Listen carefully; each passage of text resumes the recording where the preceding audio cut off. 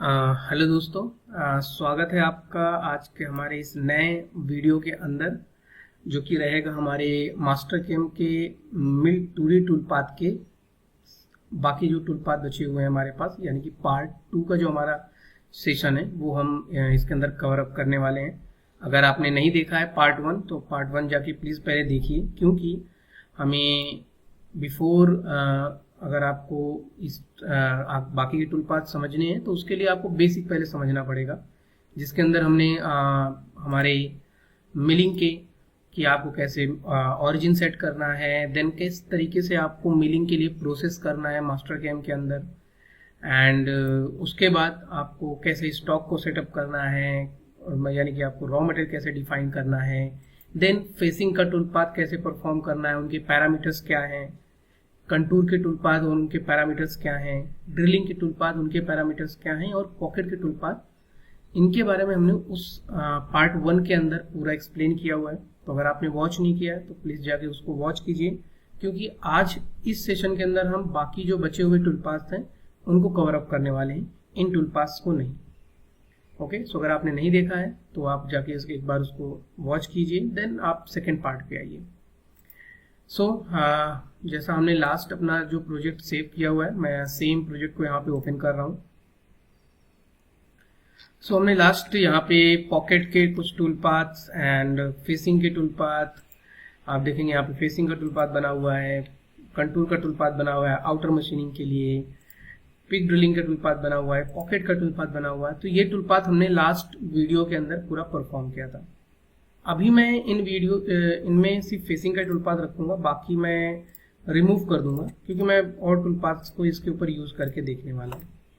Okay, so start करते हैं आज के हमारे टॉपिक के ऊपर। सो हमने लास्ट पॉकेट, ड्रिलिंग और फेसिंग एंड ये सारे टूल पाथ कंटूरिंग के देख लिए थे।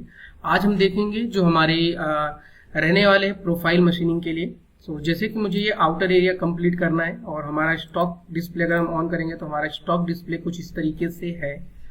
तो हम यहाँ पे क्या करने वाले हैं, हम जो हमारे पास एरिया मिलिंग का टूल पाथ है वो यूज करके देखने वाले हैं, जो कि हम प्रोफाइल मशीनिंग के लिए यूज करते हैं। सो प्रोफाइल एरिया मिलिंग और पॉकेट में क्या डिफरेंस रहेगा वो हमको इसमें समझ आ जाएगा। तो हम इसके लिए जो आउटर का एरिया है वो कट करने वाले हैं बेसिकली एरिया मिलिंग के हेल्प से। ओके, सो कैसे करेंगे वो हम देखने वाले हैं। बट लास्ट वीडियो के अंदर हमने जो यहाँ पे टॉपिक्स कवर अप किए हैं उसके अंदर हमने चैनिंग सिस्टम, यानी कि जो भी एज सिलेक्शन था वो पूरा ही हमने, जैसे मुझे कंटूर का टूल पाथ परफॉर्म करना है तो मैंने डायरेक्टली 3D ही कंसिडर करके एजेस को डिफाइन करके उस पर काम किया था। आज हम ये भी देखेंगे कि हमारा जो पार्ट है उससे हम 2D ज्योमेट्री, यानी कि हमको स्केचेस अगर आपको आपके 3D पार्ट से एक्सट्रैक्ट करने हैं तो आप किस तरीके से कर सकते हो, वो मेथड भी हम इसके अंदर समझने वाले हैं। सो फर्स्ट हम यहाँ पे लेंगे एक लेवल का हम यहाँ पे यूज करेंगे, क्योंकि हम जो नया सिलेक्शन बनाएंगे यानी कि जो चैन जनरेट करेंगे उसको हम ये चाहते हैं कि एक हमारे अलग लेयर के अंदर रहे। ओके, तो उसको हम लेवल्स में रखेंगे। यहाँ पे हम सेकंड लेवल देंगे और उसको हम नाम भी डिफाइन कर देंगे स्केच, एंड देन हम यहाँ पे जाएंगे वायर फ्रेम में। एंड यहाँ पे हमारे पास दो ऑप्शन आते हैं। फर्स्ट आता है curve on edge. Curve on edge करने पे क्या है कि आपको सिंगल एज यहाँ पे आप इसको जनरेट कर पाओगे। यहाँ पे सिंपल मुझे थोड़ा सा देखने में, जो हम सिलेक्शन कर रहे हैं उसका एंटिटी देखने में मुझे प्रॉब्लम हो रही है, तो मैं यहाँ पे file, configuration and cat selection के अंदर मैं अपनी लाइन की साइज को थोड़ा सा थिकनेस दे दूंगा, यानी कि थिक मोड में दिखेगा, तो मुझे थोड़ा सा क्लियरिटी मिलेगा कि हमारा सिलेक्शन किस पर्टिकुलर एरिया पे हो रहा है। तो जैसे ये ओके हो जाएगा हम यहाँ पे जाएंगे। अभी देखिए लेवल हमारा 1 नंबर एक्टिव है, तो हमारा जो भी कुछ बनेगा, कुछ भी हम क्रिएट करेंगे वो सारा 1-2 नंबर में ही हमारा जाएगा, 1 नंबर में नहीं जाने वाला, क्योंकि 1 नंबर हमारा अनसिलेक्टेड है। अभी टिक मार्क यानी कि सिलेक्टेड, और अगर टिक मार्क नहीं है तो वो हमारा अनसिलेक्टेड के अंदर काउंट होता है।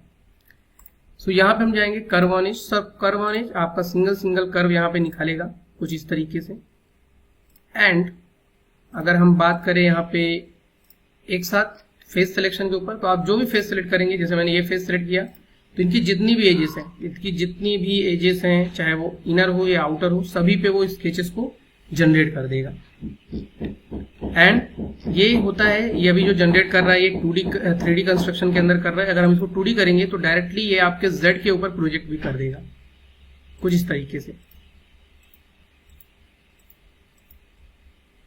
सेम चीज आप जैसा हम यहाँ पे कर्व ऑल एजेस के लिए कर रहे हैं, कर्व ऑल एजेस के लिए भी सेम है। आप क्लिक करो एंड 2D एंड 3D आप सिलेक्शन कर सकते हो यहाँ से। एंड सबसे अच्छी चीज क्या है, अगर आप कर्व ऑन एज लेते हैं और अगर आपका जो एजेस है वो एक दूसरे के टेंजेंट में है तो आप डायरेक्टली इसको लेके और शिफ्ट की का आप यूज कर सकते हो कीबोर्ड से, एंड क्लिक करने पे जितनी भी टेंजेंट लाइन होगी उनको एक साथ डायरेक्टली सिलेक्शन में ले लेगा। सो आप इसको 2D कंस्ट्रक्शन में भी ले सकते हैं कुछ इस तरीके से, या फिर आप 3D में भी रहने दे सकते हैं, जैसा आपको सुटेबल लगेगा आप उस चीज में सिलेक्शन ले सकते हैं। तो मैंने ये सिलेक्ट कर लिया क्योंकि मुझे इसके स्केच की जरूरत है। एंड सेकेंडरी, अगर मुझे ये मान लीजिए कि हमने जब इसको जनरेट किया तो हमने 2D 3D जो एडजस्टमेंट नहीं किया है, तो आप वायर फ्रेम के अंदर ही प्रोजेक्ट कमांड का यूज कर सकते हैं। आप अपने स्केच को वापस से शिफ्ट क्लिक कीजिए तो डायरेक्टली पूरा टेंजेंटली सिलेक्शन हो जाएगा।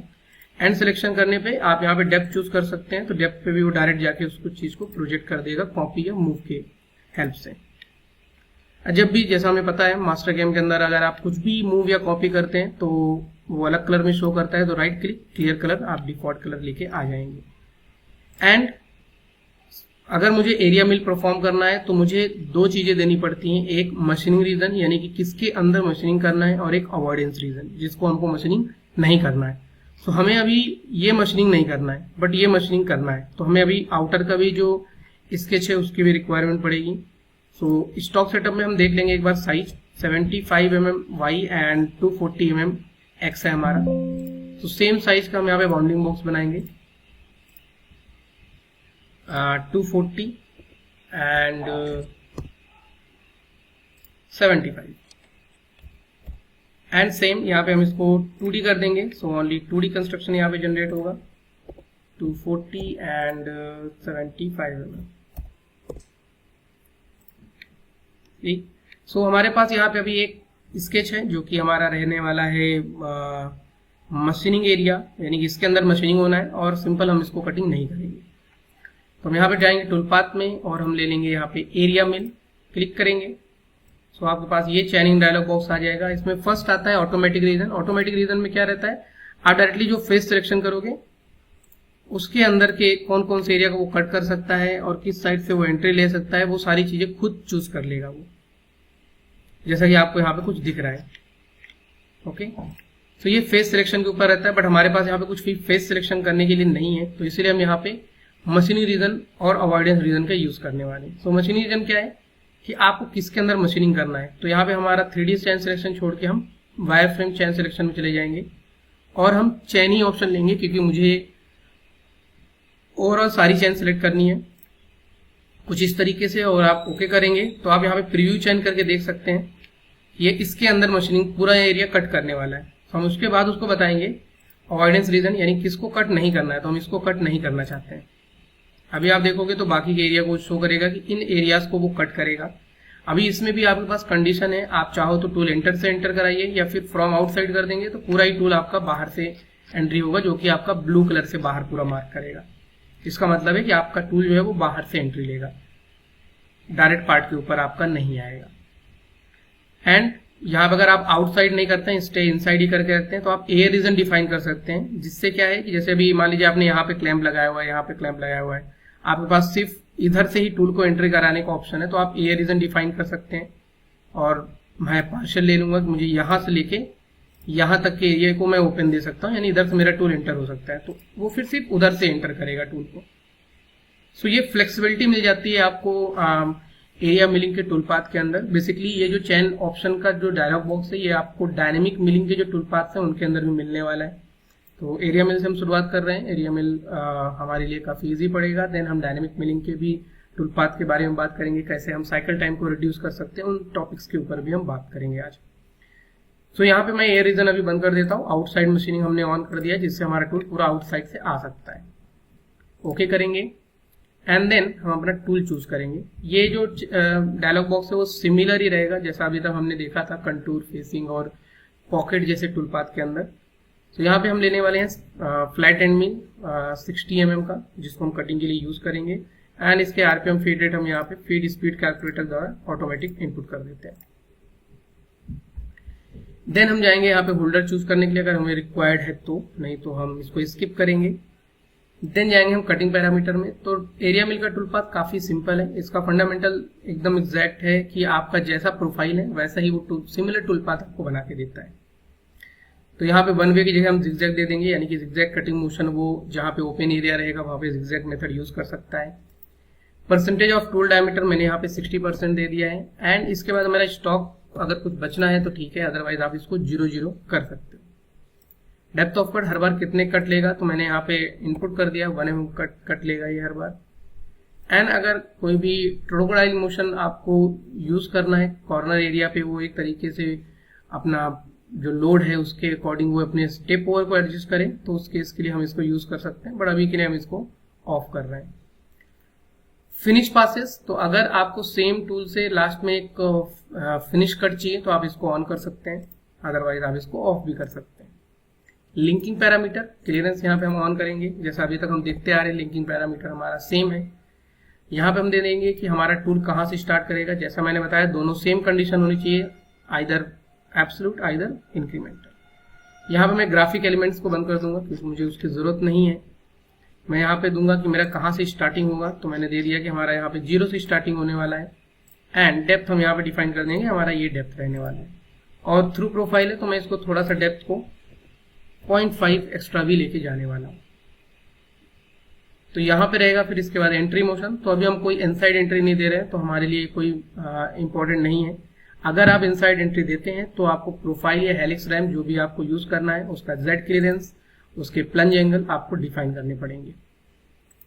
एचएसटी लीड अभी जैसा ओपन एरिया में काम करने वाला है, तो मुझे अगर हर एक कट के अंदर हमारा कुछ लीड इन लीड आउट हमको रखना है तो आप हॉरिजेंटल या फिर वर्टिकल आप lead in lead out set कर सकते हैं, जिससे आपका टूल डायरेक्टली आपके पार्ट के ऊपर ना उतर के, ऑलरेडी वो पार्ट से बाहर उतरेगा, बट अगर आप और भी एक्स्ट्रा लेके रखना है तो आप यहाँ पे उसको एक्स्ट्रा एंट्री एंड एग्जिट दे सकते हो। ये हमारा रेफरेंस पॉइंट रहेगा जिसको हमको डिफाइन करने की कोई जरूरत नहीं है। आर फिल्टर एंड टॉलरेंस हमारे पास यहाँ पे 25 माइक्रोन का हमने टॉलरेंस दिया है। एंड प्लेन हमारा टॉप रहने वाला है। ओके करने पे हमारे पास यहाँ पे पासेज जो है वो जनरेट हो जाएंगे। सो अगर हम देखना चाहते हैं तो select all operation and verify. So overall ये पासेस को मल्टीप्लाई करके ऑटोमेटिकली जनरेट करता है, और सिर्फ उतना ही जनरेट करता है जितनी की हमें रिक्वायर्ड है। सो यहाँ पे हम देखेंगे तो ये हमारे लिए कुछ इस तरीके से कटिंग करता हुआ जाएगा। स्केच मुझे बंद करना है सिमुलेशन देखते समय, तो मैं बंद कर सकता हूँ यहाँ से। तो हमारा आउटर जो है वो परफेक्टली मशीनिंग होकर कंप्लीट हो गया है। सो कुछ इस तरीके से हम एरिया मिल के जो टूल पाथ है उसको परफॉर्म कर सकते हैं। सो आई होप आप लोगों को समझ में आया होगा कि एरिया मिल का टूल पाथ कैसे यूज करना है। अभी हम सेकेंड टूल पाथ देखेंगे, डायनेमिक मिल। ओके सो अब हम देखेंगे यहाँ पे डायनेमिक मिलिंग। सो डायनेमिक मिलिंग जैसे अभी आपको दिख रहा है, हमारे पास एरिया मिलिंग का जो टूल पाथ है वो टॉप टू बॉटम चलता है कुछ इस तरीके से। ये हमारा फेसिंग के बाद ये हमारा टूल पाथ चल रहा है। सो हर बार डेप्थ ऑफ कट लेता हुआ नीचे की तरफ जाएगा। सो डायनेमिक मिलिंग जो टेक्नोलॉजी है वो बेसिकली हमारे पास है साइकिल टाइम रिडक्शन के लिए, जिसके लिए जितने भी आपको यहाँ पे ये मोशन टाइप के दिख रहे हैं ऐसा एरो टाइप में, ये सभी डायनेमिक एप्लीकेबल टूल पाथ्स हैं। सो इससे हम इसके लिए पहली चीज रिक्वायरमेंट होती है कि हम जितने भी टूल यूज कर सकते हैं वो है सॉलिड कार्बाइड, और ये सिर्फ एक रफिंग स्ट्रेटजी है, नॉट फिनिशिंग। तो जब भी हम इसको बनाएंगे उसके साथ हमको एक फिनिशिंग टूल पाथ बनाना ही पड़ेगा, जैसे कि कंटूर का टूल पाथ हम एज अ फिनिशिंग ऑपरेशन बनाएंगे। सो जैसा हमने अभी यहाँ पे एरिया मिल यूज किया है आउटर कट करने के लिए, सेम हम इसको ही जगह पे हम डायनेमिक मिलिंग यूज करेंगे। कैसे, तो यहाँ पे हम जैसे डायनेमिक मिलिंग पे क्लिक करेंगे, सेम डायलॉग बॉक्स जो भी हमने एरिया मिल के अंदर देखा था वो सेम डायलॉग बॉक्स आपको यहाँ पे देखने को मिलेगा। तो सेम चीज चूज करेंगे हम, मशीनिंग ज्योमेट्री, यानी कि इसके अंदर हमको कट करना है।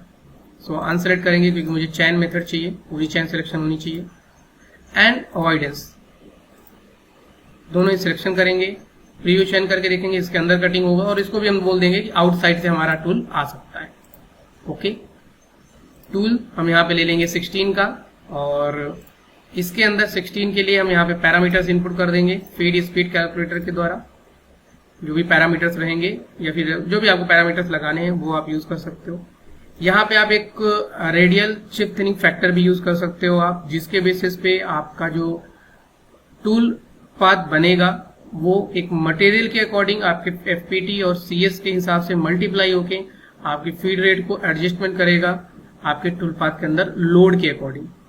So radial chip thinning factor भी अच्छा ऑप्शन है आपको साइकिल टाइम और बाकी ऑटोमेटिक फीड रेट्स वगैरह के लिए, तो आप इसको यूज कर सकते हो और यूज करके आप परफॉर्म करके देख सकते हो।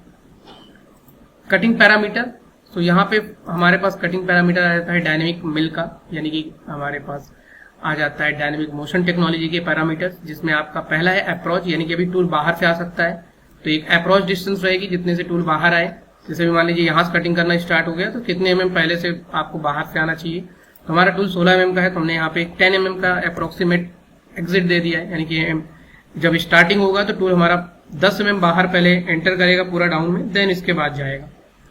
पहले पास के अंदर आप फीड रेट कम करना चाहते हो तो मैंने बोला कि हाँ पहले पास के अंदर मैं सिर्फ 70% का फीड रेट जो है वो यूज करूंगा, और सॉरी ऑफसेट है ये, ऑफसेट नहीं यूज करेंगे पहले पास के अंदर। ठीक है, 10% ऑफ द टूल डायमीटर हम यहाँ पे शिफ्ट कर देते हैं, यानी पहला कट जो लेगा उसके अंदर कट नहीं आएगा 1.6 mm का।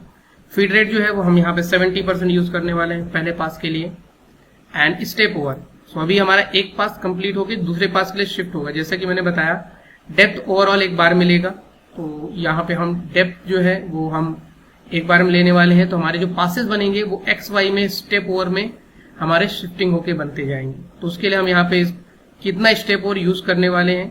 सो हमारा जो टूल है और हमारा जो मटेरियल है वो एक एमएस का मटेरियल है, तो यहाँ पे हम टूल जो लेंगे वो हम 10% के लोड कैपेसिटी के साथ हम स्टेप ओवर यूज करने वाले हैं, जो कि हमने यहाँ पे 10% रख दिया है। और अगर हम यहाँ पे मैक्सिमाइज इंगेजमेंट कर देंगे तो जितना मैक्सिमम हो सकता है उतना वो इंगेजमेंट आपका टूल लेके चलेगा, यानी कि आपका टूल कॉन्टिन्यूस उतना ही मटेरियल के कॉन्टिन्यूस टच में रहेगा और ज्यादा से ज्यादा स्टेप ओवर लेने की कोशिश करेगा। यानी कि अगर 1.6 दिया है तो 1.6 टोटल लेने की कोशिश करेगा अगर हमने ऑन कर दिया, अदरवाइज हमेशा 1.6 से कम ही लेगा। इसके बाद स्टेप ओवर, यानी कि आपका एक स्टॉक कितना बचेगा वॉल के ऊपर, तो हमने दे दिया 0.2 और फ्लोर पे हमने बोल दिया 0, क्योंकि फ्लोर हमारे लिए कोई रिक्वायर्ड अभी नहीं है, क्योंकि फ्लोर पे हमारे पास कोई भी फेस नहीं है।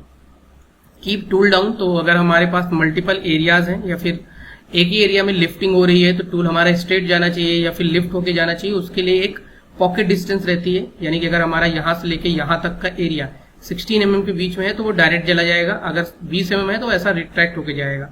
तो हम यहाँ से डाल सकते हैं, चाहे आप डिस्टेंस डाल दो या फिर आप percentage of the tool diameter आप डाल सकते हो।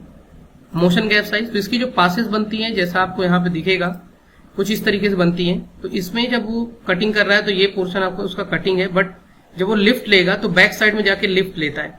तो जो लिफ्ट लेगा वो डायरेक्टली आपके फेस के ऊपर ही ना आता जाए, जिससे क्या है कि मार्किंग वगैरह आने के चांसेस हो सकते हैं। तो हमेशा ही उसको हम थोड़ा सा लिफ्टिंग देते हैं, तो जो कि आप यहाँ से दे सकते हो। जैसे मैंने दे दिया 0.5, जब कटिंग जब यानी कि एयर मोमेंट रहेगा तो वो जब कटिंग नहीं ले रहा है तो 0.5 ऊपर हो जाएगा और उसकी उस समय की फीड रेट जो है ये 6000 हमने यहाँ पे रख दिया है, जिससे क्या है कि उस समय वो ज्यादा फीड रेट ले सकता है क्योंकि कटिंग नहीं कर रहा है, जस्ट वो एयर में मूवमेंट कर रहा है।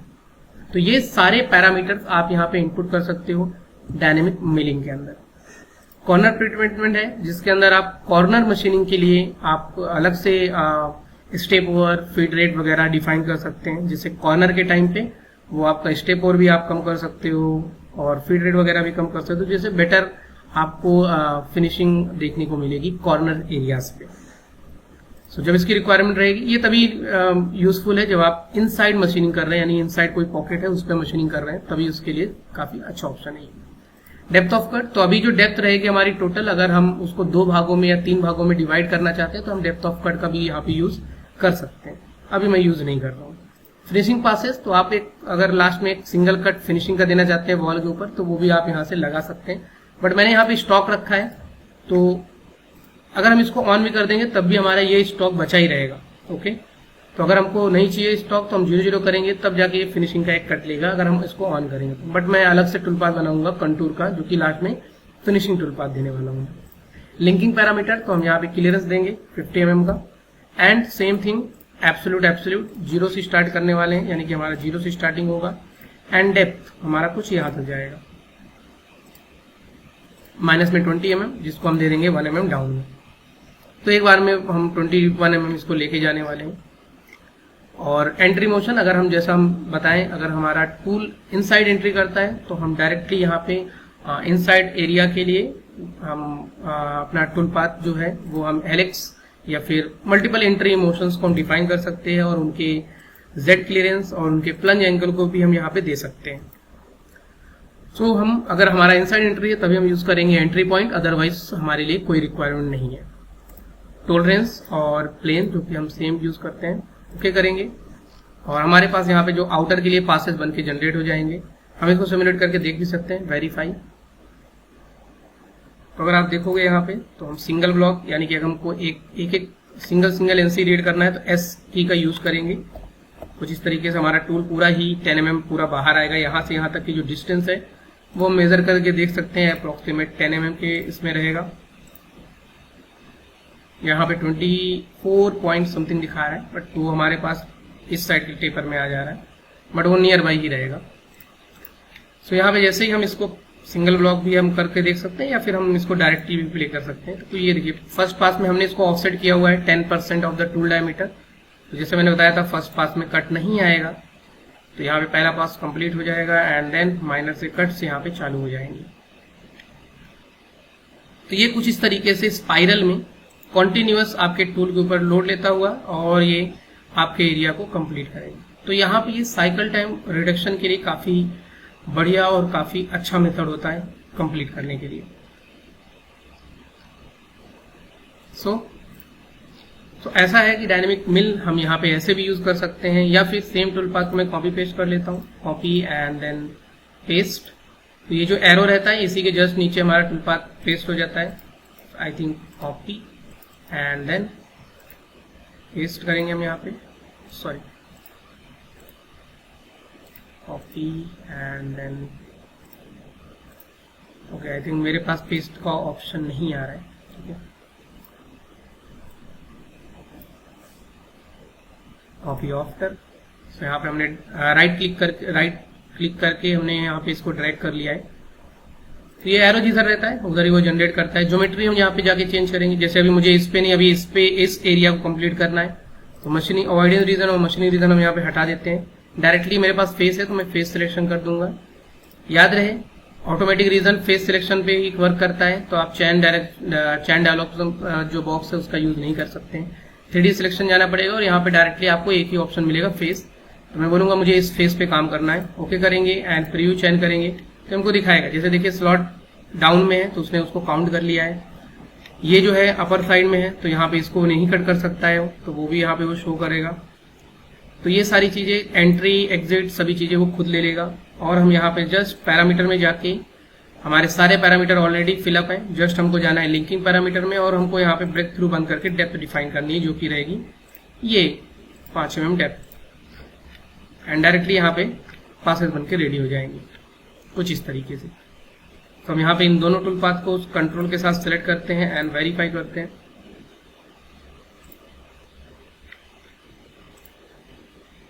तो ये कुछ इस तरीके से आउटर करेगा। देन इसके बाद हमारे पास ऊपर का जो फेस है वहां पे वो मशीनिंग करेगा।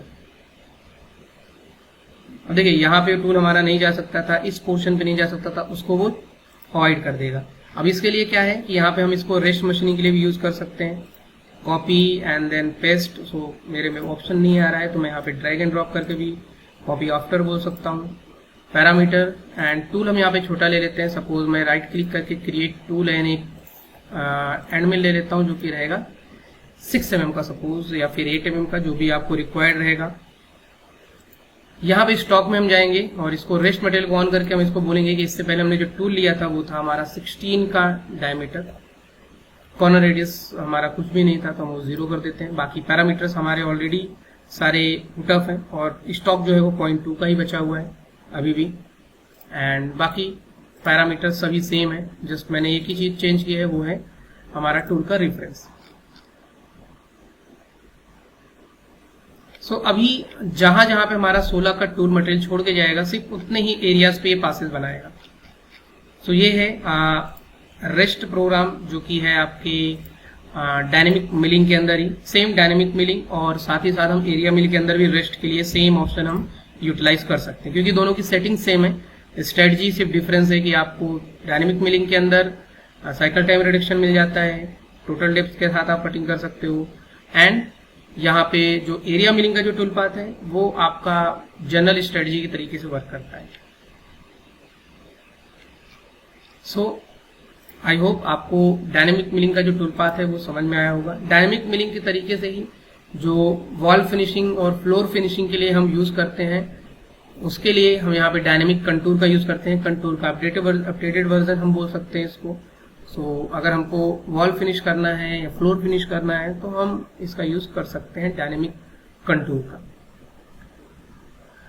जैसे मैं इसको यूज करता हूँ तो मशीनिंग रीजन, तो यहाँ पे हम चैन सिलेक्शन ले लेते हैं और हम इसको बोलते हैं कि हमको, अब मशीनिंग रीजन मतलब ये हो गया कि इसके अंदर कोई भी अवॉइडेंस वगैरह हम डिफाइन नहीं कर सकते हैं, ये सिर्फ वॉल फिनिशिंग स्ट्रेटजी है।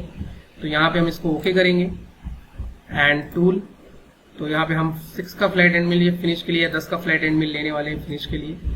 एंड सेम पैरामीटर का जो फंडामेंटल है वो आपको यहाँ पे डायनेमिक कंटूर के अंदर मिल जाता है, क्योंकि ये डायनेमिक मोशन टेक्नोलॉजी का पूरा ही कटिंग पैरामीटर सेक्शन है। तो ये आपको यहाँ पे कट पैरामीटर के अंदर मिल जाएगा, चाहे वो डायनेमिक कंटूर होगा, डायनेमिक मिलिंग होगा, कोई भी डायनेमिक मोशन से। तो यहाँ पे हम उसके पैरामीटर्स इनपुट कर देंगे। इसके बाद स्टॉक हमारा 0 बचने वाला है। स्टेप और हमारा 10% ही हम कैलकुलेट करने वाले हैं। और यहाँ पे आता है फिर कंटूर वॉल। ये क्या रहता है कि इसमें आपने इससे पहले टूल कितने का चलाया था उसका रेडियस रहेगा, और आपने कितना स्टॉक उसके अंदर छोड़ा था जिसको आपको रिमूव करना है, वो दोनों चीज हम यहाँ पे इनपुट करेंगे। यहाँ पे 0.2 की मैंने वॉल छोड़ी थी और 8 का टूल हमने यूज किया था। एंड देन टोटल डेप्थ यहाँ पे हम डिफाइन कर देंगे क्लियरेंस के साथ में। तो यहाँ पे हम दे देंगे 0 एंड डेप्थ हम यहाँ पे दे देंगे डाउन में। एंड ओके करने पे हमारे पास ये फिनिशिंग का पासेस बन के रेडी हो जाएगा कुछ इस तरीके से।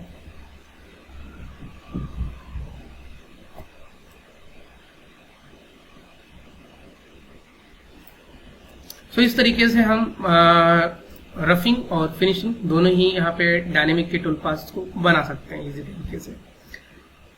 अभी आता है हमारे पास दूसरा टूल पाथ, जैसे कि हमने एरिया मिल, डायनेमिक मिल देखा, कंटूर मिल, डायनेमिक कंटूर देखा। अभी आता है ब्लेंड मिल।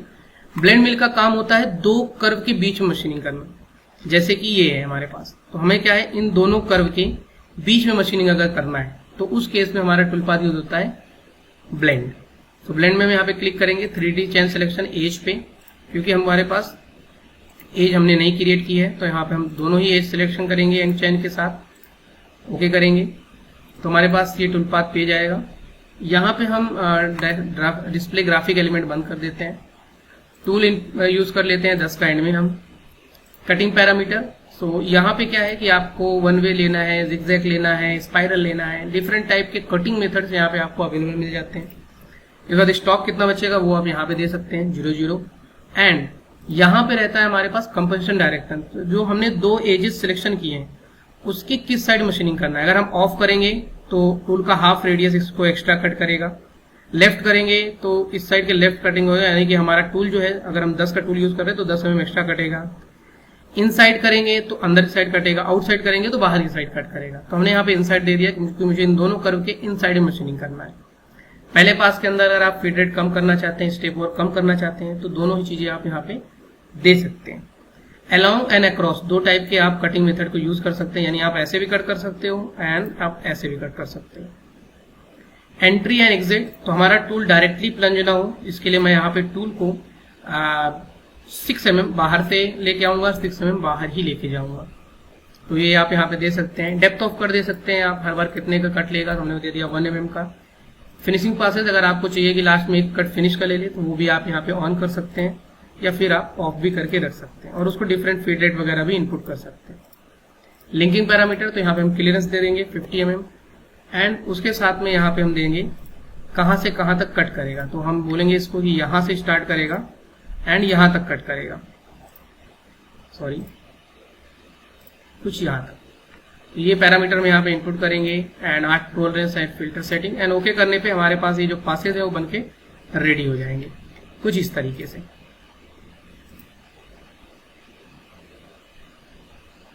सो ब्लेंड टूल पाथ बेसिकली दो कर्व के बीच में मशीनिंग करता है, जो कि काफी अच्छा मेथड है। अगर आपके पास दो एरियाज है जिसमें आपको काम करना है, दो चैन के बीच में काम करना है, तो आप डायरेक्टली ब्लेंड टूल पाथ का यूज कर सकते हो। आई होप आपको ब्लेंड टूल पाथ समझ में आया होगा। अभी नेक्स्ट हम टूल पाथ लेंगे स्लॉट। सो हमारा स्लॉट मिल जो टूल पाथ है उसको हम क्लिक करेंगे। स्लॉट मिल टूल पाथ डेडिकेटेड स्लॉट्स के लिए रहता है। जैसे हमारे पास ये एक स्लॉट है जिसको हम मशीनिंग करने वाले हैं, एंड उससे पहले मैं इसके पॉकेट को भी कंप्लीट कर देता हूँ, क्योंकि मैं इसके पॉकेट को आई थिंक डिलीट कर चुका हूँ। सो हम यहाँ पे ले लेते हैं डायनेमिक मिलिंग का ही टूल पाथ। तो मैं इसी सेम टूल पाथ को यहाँ पे एरो जो हमारा है इसको डाउन में कर देते हैं, क्योंकि मुझे इसके नीचे टूल पाथ को पेस्ट करना रहेगा। सो राइट क्लिक करके मैं पिन एंड ड्रॉप कर दूंगा, कॉपी आफ्टर करके, एंड ज्योमेट्री में जाके हम डायरेक्टली यहाँ पे ऑटोमेटिक रीजन अनसेलेक्ट कर देंगे एंड मशीनी रीजन बोल देंगे कि हमारा ये मशीनी रीजन रहने वाला है, यानी इसके अंदर हमको कटिंग करना है 1 एंड 2। तो दोनों के अंदर हम यहाँ पे साइकिल टाइम जो है वो एक तरीके से इसके अंदर पॉकेट के अंदर भी कम कर सकते हैं। और ओके दोनों चेन्स डिफाइन है हमारे यहाँ पे। रिव्यू चेन करके देखेंगे, यहाँ पे स्टे इनसाइड कर देंगे क्योंकि हमको अंदर ही सब कटिंग करना है, बाहर से हमारा टूल नहीं आ सकता है। टूल यहाँ पे हम 6 का एंड मिल लेने वाले हैं जो कि हम कटिंग के लिए यूज करेंगे। स्टेप ओवर हम यहाँ पे 6% लेने वाले हैं या फिर 7% लेने वाले हैं, दोनों हम रख सकते हैं। स्टॉक इसके बाद 0 बचेगा, ये हमने इनपुट कर दिया है। एंड फिनिशिंग एक लास्ट में फिनिश का कट ले लेगा। एंड यहाँ पे हम इसको दे देंगे डेप्थ, यानी कहाँ से स्टार्ट करेगा, यहाँ से स्टार्ट करेगा एंड यहाँ तक डेप्थ रहेगा।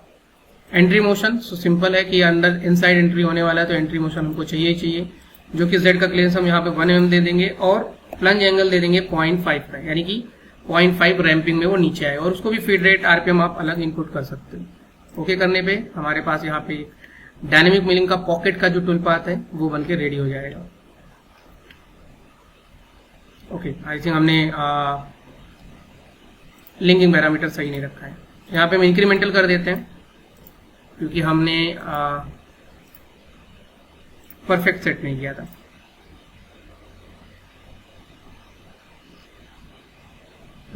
सॉरी, ओके,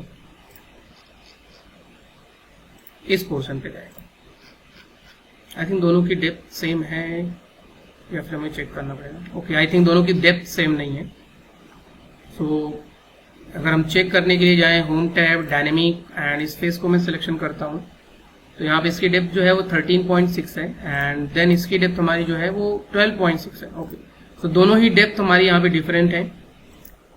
सो बट इसके लिए भी हमको सोचने की जरूरत नहीं है। मशीनी रीजन को अनसेलेक्ट करेंगे एंड डाउन की चेन सेलेक्ट करेंगे हम, तो हमें डेप्थ जो डिफरेंट टाइप की डेप्थ है उसके लिए भी हमें प्रॉब्लम नहीं रहेगी। डेप्थ वो खुद एडजस्टमेंट कर लेगा। पैरामीटर जाएंगे एंड हम यहाँ पे इसको बोलेंगे इंक्रीमेंटल 0 एंड स्टॉक जो रहेगा वो हम दे देंगे कि हमारा स्टॉक जो रहेगा वो इस पर्टिकुलर पोर्शन से रहेगा।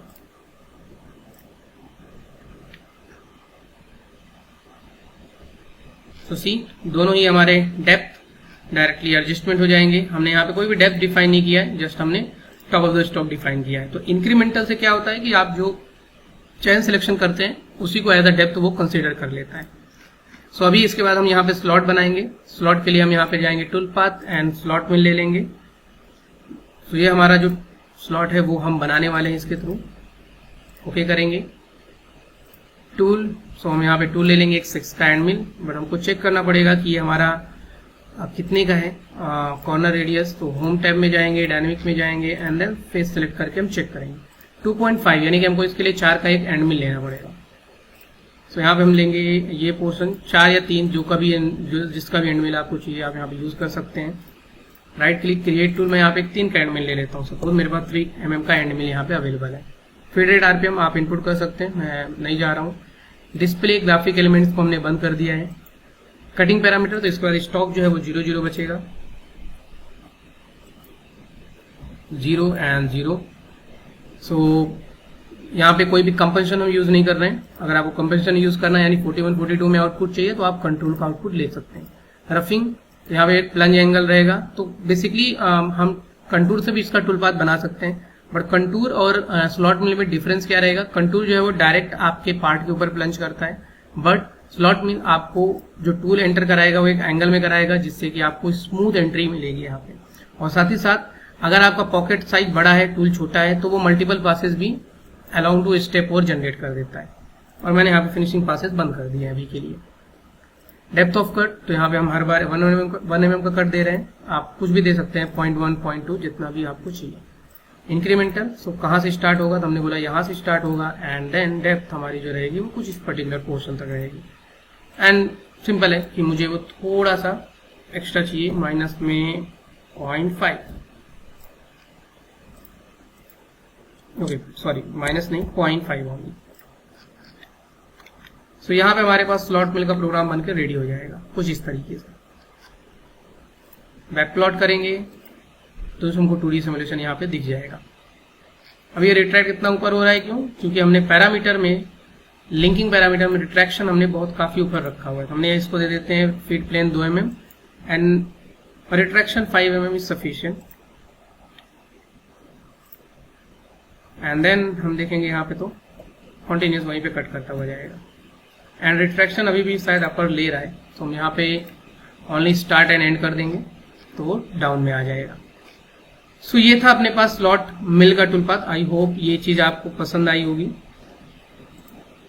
एंड स्लॉट मिल का टूल पाथ सिंपली ये रहेगा, इसके नीचे तो ये एरो हम नीचे कर देते हैं एंड इसको हम यहाँ पे मूव कर देते हैं, मूव आफ्टर एंड एरो उसके नीचे। सो ये हमारे पास कंप्लीट हो गया है। अभी इसके बाद जो हम टूल पाथ देखेंगे वो हमारा रहेगा यहाँ पे मॉडल चैम्फर, या फिर उससे पहले हम यहाँ पे जो हमारा ये इस समय का यहाँ पे कंटूर का टूल पाथ, या फिर हम होल मेकिंग के टूल पाथ के थ्रू यहाँ पे इसका काउंटर क्रिएट कर लेते हैं। सो यहाँ पे होल मेकिंग के टूल पाथ हैं, जो भी जैसे आप सर्कल में लेंगे तो हर बार डेप्थ ऑफ कट लेके जैसे पॉकेट का टूल पाथ बनता है वैसा बनेगा। हेलिक्स बोर लेंगे तो आपको रैंप यानी स्पाइरल कटिंग मोशन में मिल जाएगा। तो यहाँ हम क्लिक करेंगे और इस डायमीटर को सिलेक्शन देंगे, ओके करेंगे। टूल पिकअप करेंगे तो हम यहाँ पे टूल लेने वाले हैं 10 mm का एंड मिल या फिर 6 mm का एंड मिल आप भी ले सकते हो। कटिंग पैरामीटर, सो इसके बाद स्टॉक कितना बचेगा तो हमने बोला 0 0, और इसमें स्टार्ट और एंड दोनों हमने बोल दिया कि सेंटर से रहेगा। रफिंग यानी कि जब रैंप में कटिंग लेगा तो उसका डेप्थ जो रहेगा एक पास में कितना रैंप रहेगा वो आप यहाँ पे देख सकते हो। फिनिश कट भी आप अलग से डिफाइन कर सकते हैं। टूल एक्सेस कंट्रोल, अगर आप 5 एक्सेस वगैरह के भी लिए यूज करना चाहते हैं तो आप यूज कर सकते हैं। होल मेकिंग के जितने भी टूल पाथ हैं वो सभी अप टू 5 एक्सेस तरफ अप्लीकेबल होते हैं, और इसका बेनिफिट ये होता है कि आपको ये जितने भी होल मेकिंग के टूल पाथ हैं फीचर सिलेक्शन बेस है, यानी कि आप अगर फीचर सेलेक्ट कर दोगे तो आपको डेप्थ और इन सब चीजों के बारे में सोचने की जरूरत नहीं है, बाकी चीजें टेक केयर कर लेता है खुद। होल सेगमेंट, तो हम सिर्फ और सिर्फ 4.5 mm की डेप्थ जो है इसने ऑटोमेटिक सेलेक्ट कर लिया है कि इस एरिया को हम कंप्लीट करने वाले हैं। लिंकिंग पैरामीटर, तो हम क्लियरेंस दे देंगे यहाँ पे 50 mm का। एंड डेप्थ वगैरह मुझे डिफाइन करने की जरूरत नहीं है क्योंकि मैंने फेस ऑलरेडी डिफाइन किया हुआ है। तो हमारे पास यहाँ पे एक प्यारा सा टूल पाथ बनके रेडी हो जाएगा। सो आप चाहे हेलिक्स बोर यूज करेंगे या फिर सर्कल मिल यूज करेंगे या फिर थ्रेड मिल यूज करेंगे, ये सभी kind of similar he working है होल मेकिंग के अंदर। तो आप यूज करके देखिएगा। अगर आपको लगता है किसी टूल पाथ में आपको दिक्कत आती है तो जस्ट एक कमेंट ड्रॉप कीजिए, हम उसके लिए डेडिकेटेड एक टूल पाथ का वीडियो बना के आपके लिए अपलोड करेंगे। सो इसके बाद जो हमारे पास है वो है हमारा ये वाला पोर्शन जिसको हम मशीनिंग करने वाले हैं, जिसमें हमारे पास टी स्लॉट कटर हम यहाँ पे चलाएंगे, बट उससे पहले हमको एक हैंड मिल चलाना पड़ेगा। तो यहाँ पे हम लेते हैं एनालाइज डिस्टेंस और हम एक चेक करते हैं इस पर्टिकुलर पोर्शन से लेके इस पोर्शन का हमारा डिस्टेंस क्या है। तो ये 5 mm है, तो यहाँ पे हम एक 5 mm का एंड मिल यूज करने वाले हैं फर्स्ट इसको कंप्लीट करने के लिए, जिसके लिए हम कंटूर का ही टूल पाथ यूज करेंगे। सो हम यहाँ पे डाउन साइड में सिलेक्शन करते हैं, इस पे हमारा कटिंग रहेगा जो कि रहेगा हमारा end mill, create tool, flat end mill and it is 5 mm। And then contour का टूल पाथ है, तो आपने जो एज सिलेक्शन किया उसके लेफ्ट में काम करेगा उसके राइट में, तो मैंने बोला उसके राइट में क्योंकि हमने डायरेक्शन ये दिया है तो इसका राइट ये हो गया। Depth of cut her bar cut कितने के लेगा तो हमने दे दिया 1 mm। Lead in lead out, so entry जो लेगा लेंथ में पूरा टूल हमारा बाहर से आएगा 100%, और आर्क मुझे नहीं चाहिए क्योंकि मुझे स्ट्रेट ही एंट्री चाहिए, टेंजेंटली एंट्री चाहिए। अगर हम आर्क दे देंगे तो वो ऐसे या ऐसे मूव कर जाएगा। और same lead in lead out में हम सेट कर देंगे। Linking parameters, clearance and top of the stock and depth यहाँ पे हम डिफाइन करेंगे। तो हम इसको बोलेंगे यहाँ से स्टार्ट करना है एंड देन जो डेप्थ रहेगी यहाँ तक जाएगी। ओके करेंगे तो हमारे पास यहाँ पे टूलपाथ बन के यहाँ पे रेडी हो जाएगा। हम यहाँ पे जाएंगे एंड रिट्रैक्शन हम थोड़ा कम कर देते हैं, 10 मिलीमीटर कर देते हैं सपोज। तो ये कुछ हमारा टूलपाथ जो है वो बन के यहाँ पे रेडी हो जाएगा। Back plot selected operation. अब जैसे मुझे स्केच जो ये रखा हुआ है इससे थोड़ा सा डाउट हो रहा है, तो लेवल में जाके हम फर्स्ट लेवल को एक्टिवेट करके सेकेंड लेवल को ऑफ कर देंगे तो हमारा ये ऑफ हो जाएगा। तो हमारे पास ये एक स्लॉट का टूलपाथ बन के रेडी हो गया है। अभी हम टी स्लॉट का भी सेम टूलपाथ से बनाएंगे, कंटूर से ही। सो कंटूर, और हम यहाँ पे सिलेक्शन देंगे कि हमारा ये है, जो कि यहाँ से हम इतने एरिया तक का टी स्लॉट कटर चलाएंगे। इसका डायमीटर कितना है, तो राइट क्लिक एनालाइज डिस्टेंस, इस पर्टिकुलर पोर्शन का है 8 mm, ओके। एंड यहाँ पे डेप्थ जो है इसकी टोटल वो 5 mm है, ओके। सो यहाँ पे हम उसी के अकॉर्डिंग थोड़ा सा एक टूल ले लेते हैं टी स्लॉट का। Right click, create tool, T slot cutter, next, जिसका टोटल डायमीटर रहेगा 8 mm, टोटल लेंथ 50 mm, ठीक है। थिकनेस जो रहेगी वो 3 mm की रहेगी क्योंकि 5 mm की थिकनेस हमको कट करनी है, और बैक डायमीटर रहेगा 4 mm का, ओके। क्योंकि बैक डायमीटर हमारा कितना, हमने 5 का कट किया है, तो हमारे लिए उसके लिए क्लियरेंस हो जाएगा थोड़ा सा। एंड यहाँ पे हम फिनिश करेंगे तो हमारा एक टी स्लॉट का कटर बन के रेडी हो गया है। कटिंग पैरामीटर में जाएंगे तो जो आपने एज सिलेक्शन किया है उसके लेफ्ट साइड में टूलपाथ बनेगा, राइट साइड में, तो राइट साइड में लिया है तो करेक्ट है, राइट साइड में ही टूलपाथ बनेगा क्योंकि हमारा टूल इधर से एंटर करके इधर निकल रहा है। डेप्थ ऑफ कट, तो हम यहाँ पे कट डिफाइन कर सकते हैं, बट इसके बारे में हम बाद में आएंगे। 1 mm हमने कट डिफाइन कर दिया। Lead in lead out, so entry और एग्जिट है, तो हम यहाँ पे टेंजेंट एंट्री चाहते हैं, यानी ऐसे ही एंट्री करना चाहिए। मल्टी पासेस के हमको कोई रिक्वायरमेंट नहीं है। लिंकिंग पैरामीटर यहाँ पे हम देंगे, जैसे एब्सोल्यूट दे दिया, फिर इंक्रीमेंटल दे दिया, जो भी आपको लगेगा। हमने बता दिया कि हमारा टॉप ऑफ द स्टॉक ये रहेगा एंड डेप्थ हमारा ये रहेगा, और ओके करेंगे तो हमारे पास यहाँ पे टूलपाथ बन के रेडी हो जाएगा। बट यहीं पे अभी हमारे पास एक चैलेंज आता है जब हम टी स्लॉट कटर यूज करते हैं मास्टर कैम के अंदर। तो हम यहाँ पे क्या करेंगे, अगर हम सिमुलेट करेंगे तो आप देखोगे कि यहाँ पे ये हमारा टूल जो है वो परफेक्टली यहाँ पे गाउज हो रहा है, जो कि हमारे मटेरियल को एक्स्ट्रा कट कर देगा। तो इसके लिए डेडिकेटेड एक ऑप्शन है जिसका नाम है डेप्थ ऑफ कट के अंदर अंडरकट टूल ओनली। अगर आप ये एक्टिवेटेड कर दोगे तो डायरेक्टली आपके अंडरकट को काउंट कर लेगा, और उसके साथ जब भी आप अंडरकट यूज करो, कभी भी रफिंग का जो मैक्सिमम रफ स्टेप है उसको हमेशा आप 0 रखिए, कभी भी यूटिलाइज मत कीजिए, अदरवाइज आपको करेक्ट टूलपाथ कभी भी नहीं मिलेगा। जैसे हम अंडरकट टूल को एक्टिवेट करेंगे, आप देखोगे तो आपका टूलपाथ बन के रेडी हो जाएगा यहाँ पे, और यहाँ पे सिर्फ और सिर्फ एक सिंगल कट ही लग रहा है, बट परफेक्टली वे में जा रहा है पूरा ही यहाँ पे आपके पोर्शन को, यानी कि आपको सीलिंग जो है वो डिफाइन करने की जरूरत नहीं है, वो खुद ऑटोमेटिक अंडरकट के हिसाब से सेट कर लेता है। बट अभी हमारा डाउन वाला जो पोर्शन है वो उसने सेट नहीं किया है, तो इसके लिए हम यहाँ पे क्या करेंगे वो हम देखेंगे। सो हम यहाँ पे क्या करेंगे, हम इसको डिफाइन करेंगे। जैसे भी कट को हमको डिफाइन करना है तो कट हम बाद में डिफाइन करेंगे।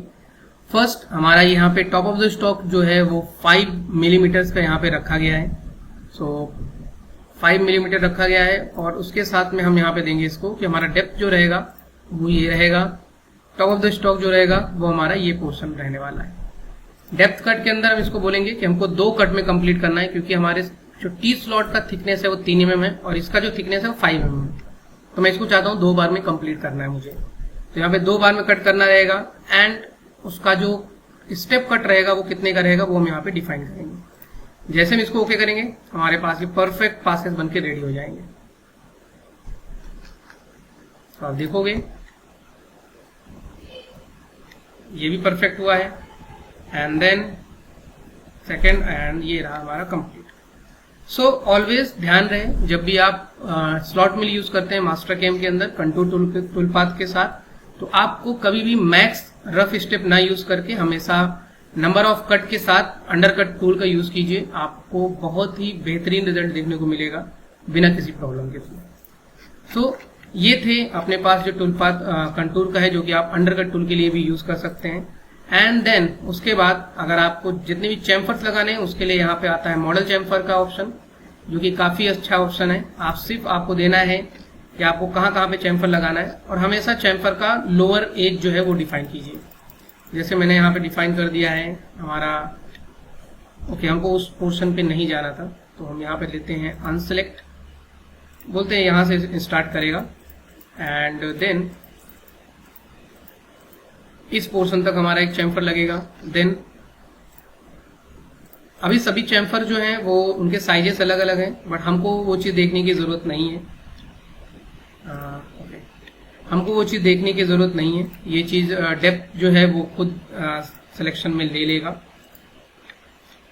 कुछ इस तरीके से।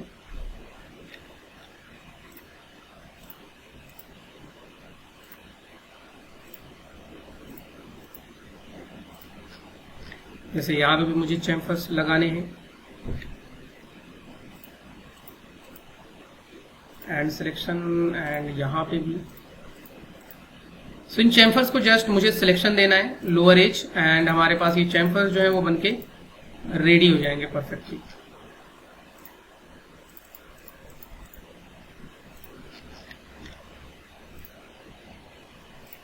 याद रहे सभी का लोअर एज ही हम यूज करेंगे सिलेक्शन के लिए। सो मैंने सेलेक्ट कर दिया, इसके ऊपर भी हम सेलेक्ट कर सकते हैं। ठीक है, हम इसके ऊपर भी सेलेक्ट कर लेते हैं, ये रहेगा, एंड साथ ही साथ ये आउटर भी रहेगा। सो ये क्या करता है, ये डायरेक्टली आपके मॉडल को सिलेक्शन में ले लेता है। सबसे अच्छी चीज में ये है, आप कुछ अवॉइडेंस है, आपके पास कोई पिक्चर है या कुछ है, वो भी आप डिफाइन कर सकते हैं। टूल ओनली यहाँ पे चैम्फर मिल ही सपोर्ट करता है, तो आपको यहाँ पे चैम्फर मिल लेना है, नेक्स्ट करना है, और जो भी चैम्फर मिल का आपका, जैसे मेरा डायमीटर है 12 mm एंड टोटल लेंथ, और टिप डायमीटर मेरा 0 है, यानी कि शार्प एज रहेगा मेरा टूल 45 डिग्री एंगल में। तो ये हमारा टूल हो गया। देन हम जाएंगे कटिंग पैरामीटर में। तो चैम्फर विड्थ देने की जरूरत नहीं है, क्योंकि अगर हम चैम्फर विड्थ देंगे तो वो जितने का चैम्फर आपको, जैसे यहाँ पे मेरा चैम्फर ज्यादा है, यहाँ पे कम है, तो वो बढ़ा देगा। तो आपको सिर्फ देना है बॉटम ऑफसेट, यानी कि आपका जो पर्टिकुलर टूल है, ये जो टूल हमारा रहेगा, इसमें चैम्फर कहाँ से कट करेगा, इस पोर्शन से कट करेगा, इस पोर्शन से कट करेगा, इस पोर्शन से कट करेगा, उसी के लिए यहाँ पे बॉटम ऑफसेट होता है, जिसको हमने दे दिया कि 2 mm डाउन में जाके करेगा। यानी कि अगर हमारा टूल ये रहेगा तो यहाँ से 2 mm के डायमीटर के अप्रोक्सीमेट पॉइंट में या जेड में 2 mm ऊपर जाके वो टच होके फिर कट करेगा। डेप्थ ऑफ कट अगर आपको डिफाइन करना है, तो लीड इन लीड आउट अगर आपको डिफाइन करना है तभी आप यहाँ पे दे सकते हैं, अदरवाइज कोई ज्यादा रिक्वायरमेंट नहीं है।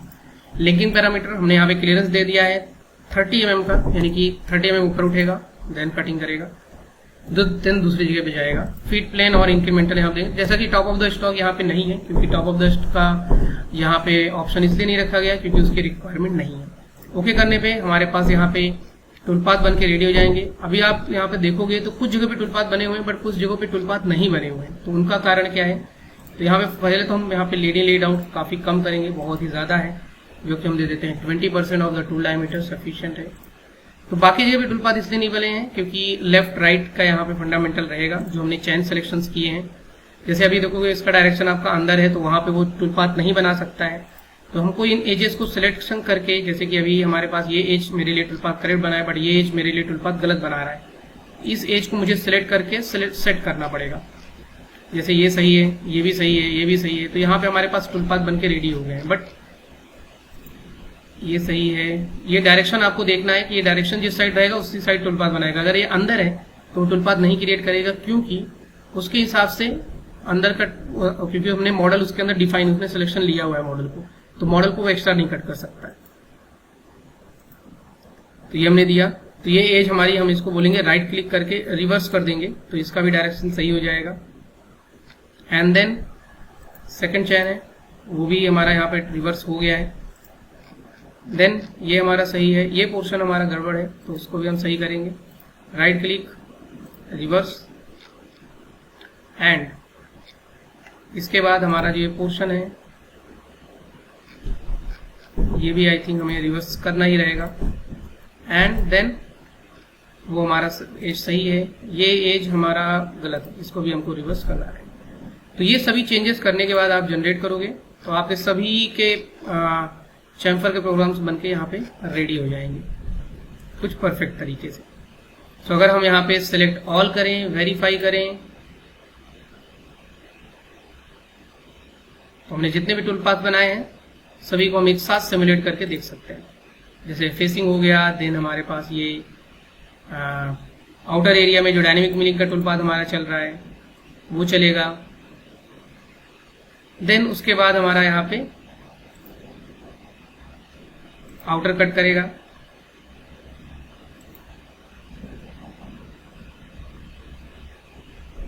एंड उसके साथ यहाँ पे रेस्ट का भी प्रोग्राम चलेगा, और यहाँ पे पॉकेट का हमारा प्रोग्राम चला है ब्लेंड मिल का। देन यहाँ पे पॉकेट कंप्लीट करेगा डायनेमिक मिलिंग के टूल पाथ की हेल्प से। एक्सेस मैं यहाँ पे ऑफ कर देता हूँ, होल्डर भी मैं यहाँ पे ऑफ कर देता हूँ। सो यहाँ पे ये कुछ इस तरीके से टूल पाथ बन के रेडी हो जाए। हमने जो टेका यहाँ पे एंड मिल चलाया था, हमको बड़ा एंड मिल चलाना चाहिए था जिससे बीच में मटेरियल हमारे पास नहीं बचे। सो आई होप आपको सभी चीजें क्लियर समझ में आई होंगी। यहाँ पे सभी बड़े चैम्फर, छोटे चैम्फर्स बन गए हैं। जैसे कि आपको दिख रहा होगा डिजाइन के अंदर चैम्फर यहाँ तक है, बट टूल हमारे यहाँ तक नहीं जा सकता है, तो उसने इस चीज को छोड़ दिया है। सो ये सारा टूल पाथ जो है वो 2D सेक्शन का है। आई होप आपको ये सारे टूल पाथ समझ में आए होंगे। यहाँ पे एक इनग्रेविंग का भी टूल पाथ हम यूज कर सकते हैं इस पर्टिकुलर एरिया को इनग्रेव करने के लिए।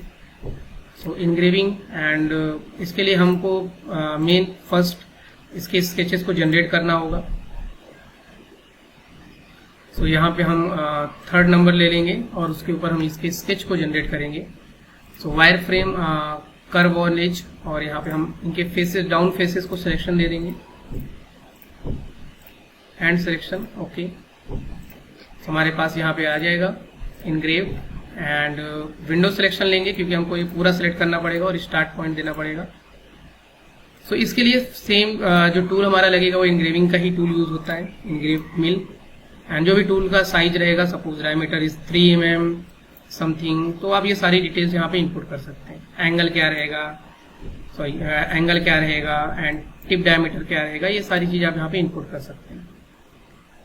सो ये पेज थोड़ा सा अलग है, डिफरेंट है, बट ज्यादा कुछ पैरामीटर्स सिमिलर ही हैं। यहाँ पे हम रफिंग जाएंगे तो रफ करेगा ये, एंड यहाँ पे शॉर्टिंग है लेफ्ट टू राइट, मैंने यदि आपकी पैरेलल इस पैरेलल में कट करेगा, पहले रफ करेगा देन फिनिश करेगा। एंड उसके साथ यहाँ पे कहाँ से स्टार्ट करेगा उसके लिए स्टार्ट चेंस है, स्टेप ओवर है, वो सभी चीजें आप यहाँ पे सिलेक्शन में दे सकते हो। ओके करने पे आपका the current top of the stock and depth value are invalid. Okay, हम चेक करते हैं। ओके, एब्सोल्यूट एंड एब्सोल्यूट यहाँ पे हम दे देते हैं। ओके, लीव स्टॉक हम यहाँ पे हमको जरूरत नहीं है।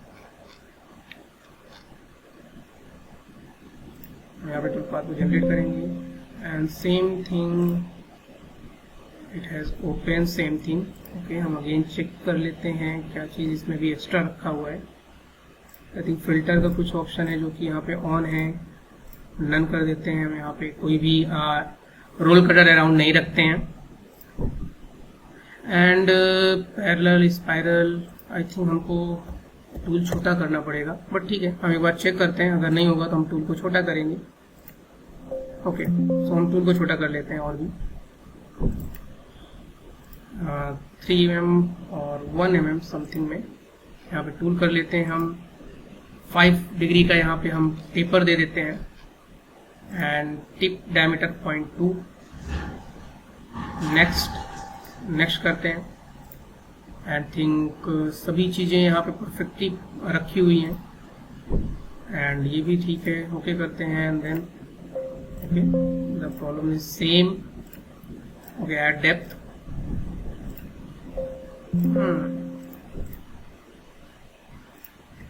what is the issue? Let me check. All the parameter is good. All the parameter is good. I think okay.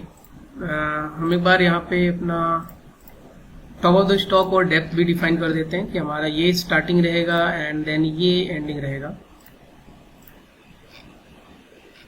And tool path को generate. Okay, so I think हमें यहाँ पे हमने डिफाइन नहीं किया था टॉप ऑफ द स्टॉक और depth, इसलिए अभी हम यहाँ पे मल्टीपल कट्स जो देने हैं वो भी हम यहाँ पे दे सकते हैं पैरामीटर एंड डेप्थ कट के अंदर, कि कितनी बार में कट होगा। तो हमने यहाँ पे बोल दिया 4 बार में ये कटिंग कर देगा हमारा पूरे इनग्रेव एरिया को।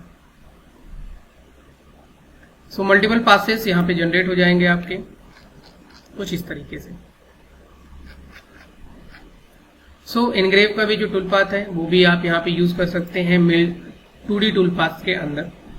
सो ये थे सारे मिल 2D टूल पाथ जो बचे हुए टूल पाथ थे हमारे पार्ट 2 के अंदर। सो हमारे इस पार्ट 2 के साथ हमारे जितने भी 2D टूल पाथ थे वो सभी कवर अप हो गए हैं। अगर कोई टूल पाथ आपको लगता है कि हमें दोबारा से एक्सप्लेन करने की जरूरत है या फिर उसके ऊपर डेडिकेटेड एक वीडियो बने तो मुझे प्लीज लेट मी नो, मैं उसके ऊपर आपका एक वीडियो बना के दूंगा। जैसे कि आपको डायनेमिक मिल के टूल पाथ में कभी इशू आ रहा है या फिर ब्लेंड मिल के टूल पाथ में इशू आ रहा है या फिर आपको इनग्रेव और मॉडल चैम्फर जैसे टूल पाथ में हेल्प लग रही है तो। सो ये थे ओवरऑल हमारे पास मिल 2D के सारे टूल पाथ। अभी नेक्स्ट हमारा जो टॉपिक रहेगा वो 3D के अंदर रहेगा। सो डाई एंड मोल्डिंग पार्ट के हम कैसे टूल पाथ को क्रिएट कर सकते हैं, कैसे हम उसको बना सकते हैं, हम उन टॉपिक्स के बारे में बात करेंगे 3D टूल पाथ के अंदर। तो मिलते हैं नेक्स्ट वीडियो के अंदर। आई होप आपको चीजें समझ में आई होगी and please like and subscribe कीजिए जिससे कि और भी वीडियोस हम जल्दी जल्दी लेके आते रहें और बाकी लोग भी इन वीडियोस को देख सकें। सो मिलते हैं नेक्स्ट वीडियो में, तब तक के लिए देखते रहिए और बने रहिए 0 पॉइंट में। धन्यवाद।